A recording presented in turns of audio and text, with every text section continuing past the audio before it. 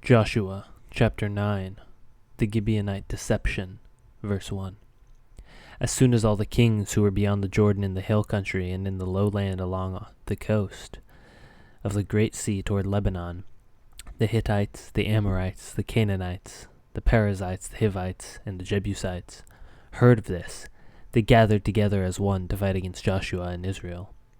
But when the inhabitants of Gibeon heard what Joshua had done to Jericho and to Ai, they, on their part, acted with cunning, and went and made ready provisions, and took worn-out sacks for their donkeys, and wineskins worn out and torn and mended, with worn-out patches on their sandals on their feet, and worn-out clothes, and all their provisions were dry and crumbly.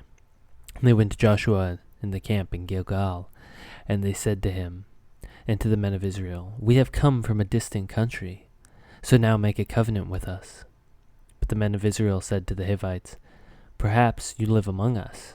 Then how can we make a covenant with you?" They said to Joshua, "We are your servants." And Joshua said to them, "Who are you, and where do you come from?" They said to him, "From a very distant country your servants have come, because of the name of the Lord your God.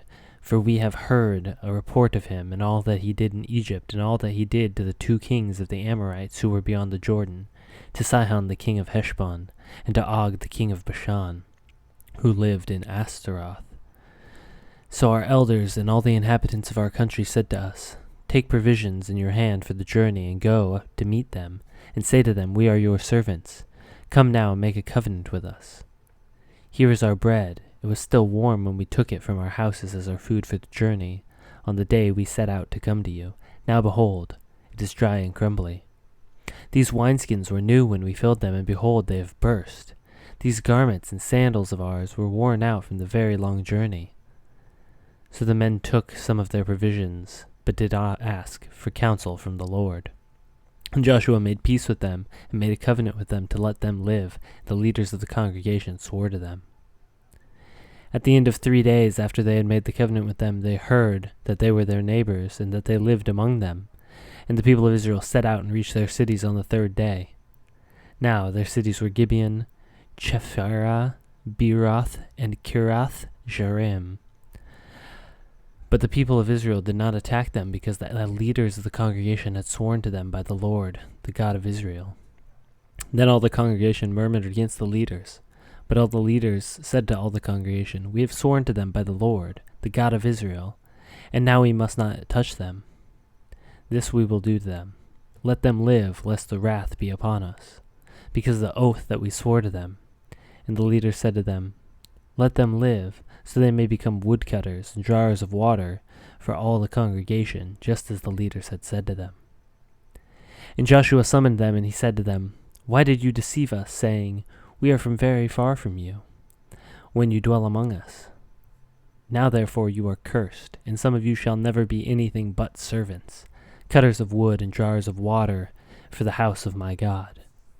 And they answered Joshua, "Because it was told to your servants for a certainty that the Lord your God had commanded his servant Moses to give you all the land and to destroy all the inhabitants of the land from before you.